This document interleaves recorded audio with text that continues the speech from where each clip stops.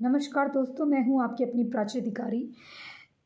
एक ट्वीट सामने आया जिसने इंटरनेट में काफ़ी बवाल काट दिया और ये ट्वीट था स्वरा भास्कर के द्वारा। इस ट्वीट में कहा गया था कि अगर हम तालिबान के आतंकवाद की बात करते हैं या अफ़गानिस्तान में हो रही दहशतगर्दी की बात करते हैं तो हमें हिंदू आतंकवाद को नहीं भूलना चाहिए या इस पे भी बात होगी। कुछ इस तरह से इस पूरे अंग्रेज़ी में लिखे ट्वीट का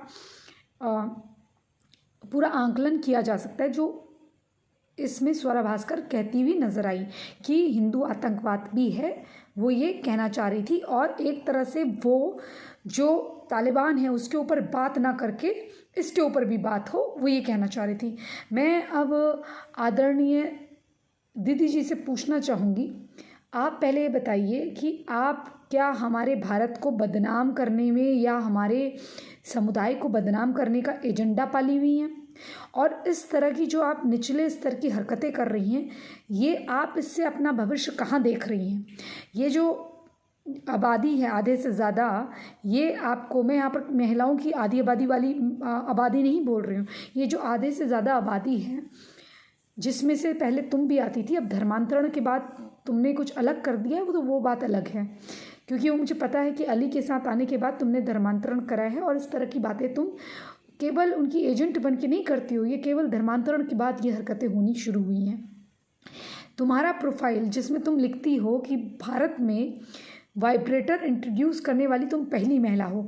जिन लोगों को ये मालूम नहीं, जिन सनातनियों को, कि वाइब्रेटर क्या होता है, वाइब्रेटर एक आर्टिफिशियल लिंग होता है जिससे महिलाएं अपने आप को जो सेक्सुअल संतुष्टि पाने के लिए ये चीज़ें करती हैं, जिसमें से एक जिस्मानी भूख की भूखी हमारी स्वरा भास्कर भी हैं। और स्वरा भास्कर का तो ये भी कहना था, जब उन्होंने अली के साथ संभोग करा तो उनका ये भी ट्वीट आया सामने कि हिंदू लड़कों से अच्छे जिस्मानी ताल्लुकात बनाने में मुस्लिम लड़के होते हैं। वो सर्टिफिकेट बांटने लग गई। अब भाई ये तो वही जान सकती हैं कि ना जाने कितनों के साथ उनका संभोग रहा है, क्योंकि वो इस्लामाबाद भी पहुंच गई थी और इस्लामाबाद में उनको इस्लामाबाद चांदनी चौक दिल्ली की याद दिला रहा था। अगर इतना स्वरा भास्कर को तालिबान से और इन लोगों से इतना ज़्यादा लगाव है तो स्वरा भास्कर खुल के मैदान में आएँ। ये हिंदू ब्राह्मण नाम रखने से अच्छा है अपना वो कंटिन्यू रख के हिंदुओं को धोखा देने से अच्छा है कि भाई वो जो नाम अब वो हासिल कर चुकी हैं, जो नाम उन्होंने अपना रख लिया है, उस नाम से वो आ जाए और उस नाम से आके हम देखते हैं कि कितने लोग उनको चाहते हैं। और जो बच्चे खुचे जो सेकुलरवाद का झंडा गाड़े लोग रहते हैं, उनसे हम पूछना चाहेंगे कि तुम में कुछ शर्म बची है या वो भी बेच के खा गए हो? अगर आपके देश के खिलाफ कोई बोल रहा है या आपके समुदाय के बारे में कोई बोल रहा है, आप कितने भी बड़े धर्मनिरपेक्ष हो, हालांकि ये कोई शब्द नहीं है, लेकिन जितने भी बड़े आप धर्मनिरपेक्ष हो, जितने भी बड़े सेकुलर बनते हो, तो एक बार इस सेकुलरता को मान्यता देने के लिए, प्रमाणित करने के लिए किसी मुस्लिम के बारे में भी आप कुछ बोलिए, तब मैं जानूं। आप हिंदुओं को गाली दीजिए, ये धर्मनिरपेक्षता है, मैं मान गई कि हम धर्मनिरपेक्ष हैं, हमने आपकी बात सह ली। अब यही बात आप मुसलमानों के लिए बोल दीजिए, तो हम जानना चाहते हैं कि कितने लोग सहेंगे। तो ये जो आपका एक तरफा ढकोसला है, इससे तो आप बाहर निकल नहीं सकती। और आप बोलना भी आपकी तौहीन है, आप बोलना भी आप शब्द की तौहीन है, क्योंकि तू के लायक भी नहीं। और इतनी गंदी तुम महिला हो, इतनी गंदी कि तुम्हें महिला कहते हुए मुझे शर्म आती है। तुम संभोग के बारे में लिखती हो, अगर वो अच्छी तरह से एक नैतिक संबंध के बारे में होता तो तुम्हें इज्जत दी जाती, लेकिन तुम इतनी अनैतिकता से भरी हुई हो, इतनी, अब लोग कहेंगे कि तुम मॉरल जजमेंट करने वाली कौन होती हो। हम भारत में रहते हैं या हम कहीं पर भी रहते हैं, हम जिस जगह से आते हैं हम वहाँ की वैल्यूज़ और संस्कार को कैरी करते हैं। हमसे जो जैसे बात करता है हम उसे वैसे उत्तर देते हैं। लेकिन जब बात हमारे धर्म की आती है और बात हमारी आस्थाओं की आती है और बात हमारे भारत की आती है, जिस भारत का मूलभूत तत्व सनातन है, उस सनातन की पद्धति और उस सनातन को बदनाम करने वाली स्वरा भास्कर अभी तक गिरफ्तार नहीं हुई हैं इस भारत में, जहाँ वो धर्मनिरपेक्षता की आड़ में हजारों करोड़ों हिंदुओं को गाली देती हैं, ऐसे करोड़ों लोगों की आस्थाओं को चोट पहुंचाती हैं और वो भारत में हिंदू आतंकवाद की बात करती हैं। तो मैं उनसे पूछना चाहती हूँ कि आज तक किस हिंदू आतंकवादी को तुमने दूसरे देशों पे कब्जा करते हुए, उनको जलाते हुए, उनको मारते हुए, उनके साथ दुर्व्यवहार करते हुए देखा है, ये मुझे बता दो। और ऐसा कौन सा आतंकवादी दूसरे समुदाय में नहीं है जिसे तुमने अल्लाह अकबर के नारे लगाते हुए और गलत काम करते हुए ना देखा हो, ये बता दो। कौन सा ऐसा व्यक्ति है दूसरे संप्रदाय से, अगर मैं सनातनियों की बात ना करूँ, दूसरों की भी बात करूँ, एक मज़हब विशेष को छोड़कर, कौन सा ऐसा दूसरा ऐसा समुदाय, ऐसा रिलीजन है जो इस तरह की आतंकवाद की हरकतों को अंजाम देता हो? तो मुझे बताओ। और बताओ कि लश्कर तोयबा किसको मानने वाले हैं, मुझे बताओ कि बोको हरम किसको मानने वाला है, मुझे बताओ कि अल मुजाहिदीन या मुजाहिदीन नाम से कौन चलाता है, कौन सा ग्रुप चलाता है। मुझे बताओ कि जाकिर नाइक की शिक्षाओं से तुम क्या समझती हो। मुझे बताओ जो आयतें हैं, जो हदीसें हैं, उसमें क्या लिखा हुआ है।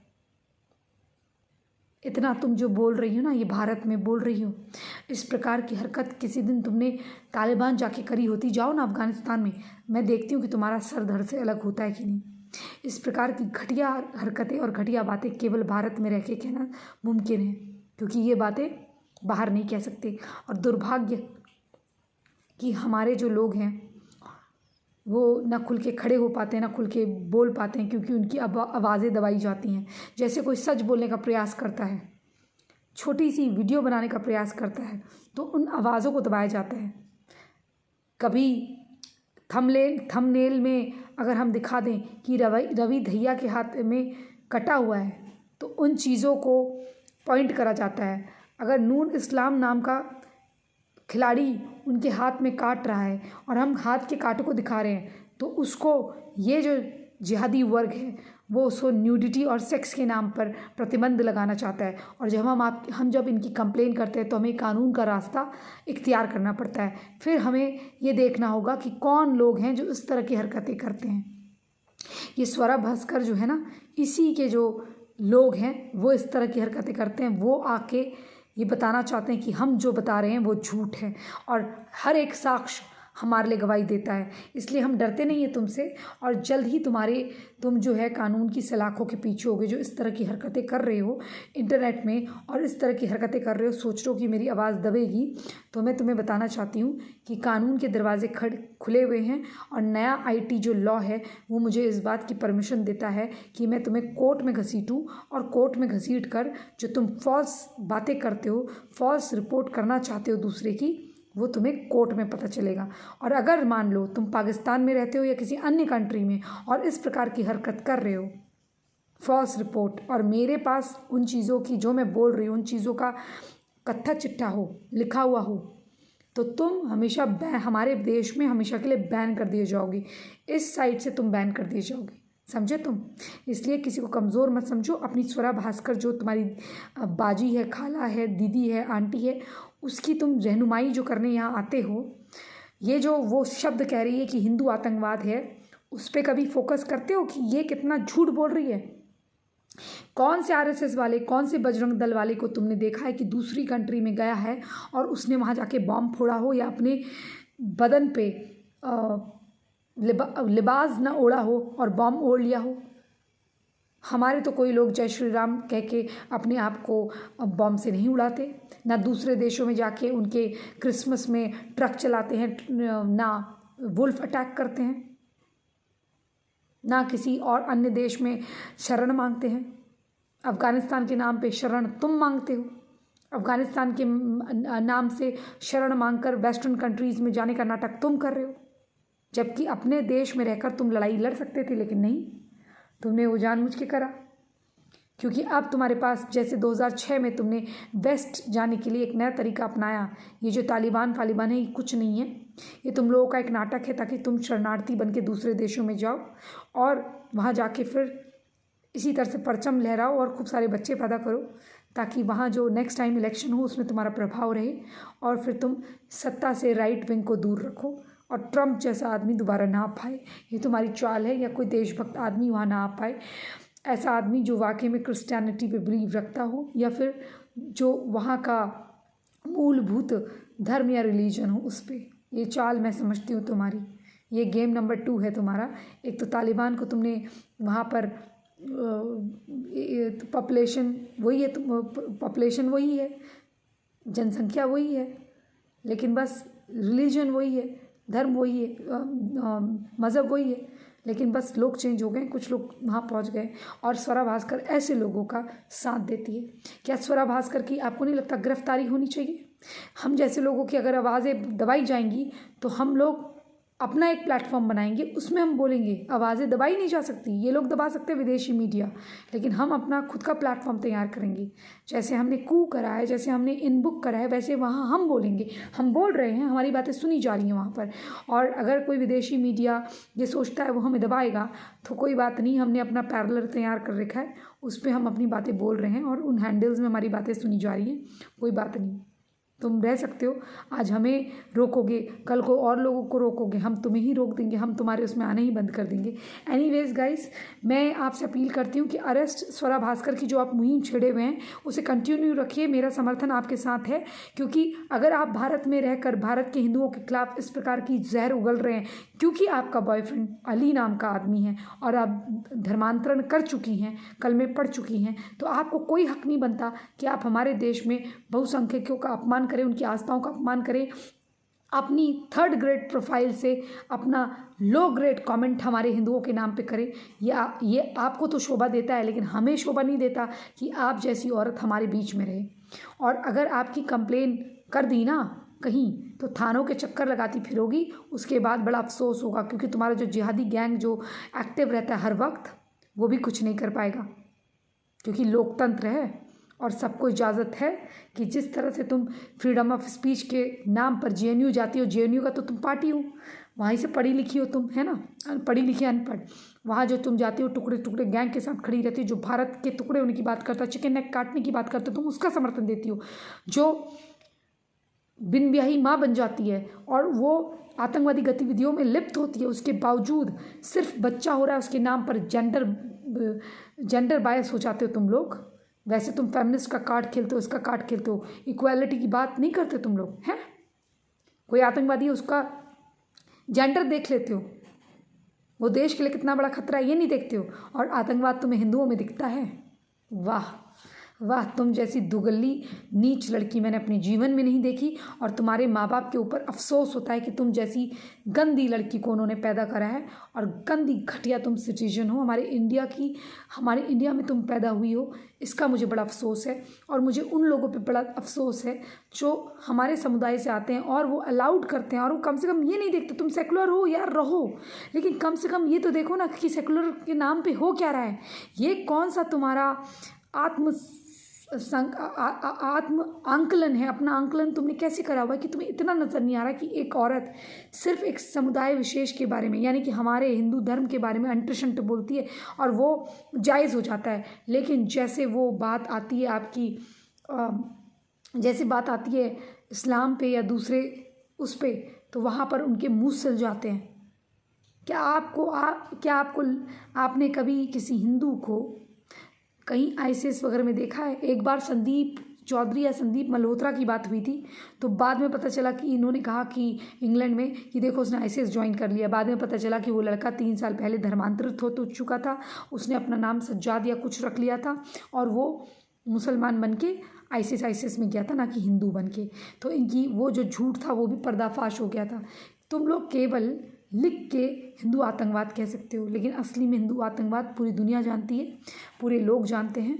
बाहर के डिप्लोमेट्स यहाँ काम करते हैं, जो FBI है वो सक्रिय रहती है, सब जगह उनको पता है, उनकी नज़रें रहती हैं मुझ पे और अन्य देशभक्तों पे भी वो नज़र गड़ा के रखती है। उन्हें पता है कि कौन आतंकवादी है और कौन नहीं। और जो कहते हैं आतंकवाद का मज़हब नहीं, उनको तो सभी को पता है कि आतंकवाद का कौन सा मज़हब है, क्योंकि मज़हब तो एक ही है ना। नारे तकबीर, अल्लाहू अकबर, यही तो तुम करते हो। तेरा मेरा रिश्ता क्या, ला इलाहा इल्लल्लाह, ये तरह की बातें तो तुम करते हो। स्वरा भास्कर, होश में आ जाओ। और ये जो जिहादी गुर्गे हैं तुम्हारे, इनकी गोद में बेशक बैठे रहो, लेकिन हिंदुओं के बारे में जब बातें करो तो मुंह संभाल के करो। और मैं प्रशासन से रिक्वेस्ट करती हूँ हाथ जोड़ के कि इस घटिया और गंदी औरत को, जो भारत में इस प्रकार के हुड़दंग मचाना चाहती है और हमारे दिलों में नफ़रत भरना चाहती है और हमारे खिलाफ गंदी साजिश रच हमें बदनाम करना चाहती है, हमारे समुदाय को, तो ये 80 करोड़ लोगों पर खतरा है हमारे। भले ही 80 करोड़ में से 10 करोड़ इसके साथ मिले हों, भले ही मिल जाएं, लेकिन अपनी आत्मा से पूछना कि केवल तुम्हारी माँ को कोई गाली दे और उस पर 4 लोग चुटिया लेके हंसे तो तुम्हें कैसा लगता है। और जब तुम यही टिप्पणी उनकी माँ के बारे में कर दो, क्योंकि मातृभूमि हमारी माँ है, हमें यही सिखाया गया है, और यही टिप्पणी तुम्हारी माँ के बारे में हो, तुम उनकी माँ के बारे में कर दो। हमारे जिस प्रकार से हमारे समुदाय हमारे सनातन के बारे में होता है, क्योंकि देश सनातन पे टिका हुआ है, अगर ऐसा तुम उनके बारे में करते हो तुम्हारे साथ वो क्या करते हैं, और जब उनका रिएक्शन होता है गंदा वाला, तब मैं तुमसे पूछूंगी तुम्हें कैसा लगा। इसलिए #अरेस्ट स्वरा भास्कर ये मुहिम आप जो चला रहे हैं इसे चलाते रहिए, क्योंकि मैं भी आपके साथ हूँ इसी संदेश के साथ कि आप इस औरत को बिल्कुल सपोर्ट नहीं करेंगे, ना उसे लाइक ना उसे सब्सक्राइब करके।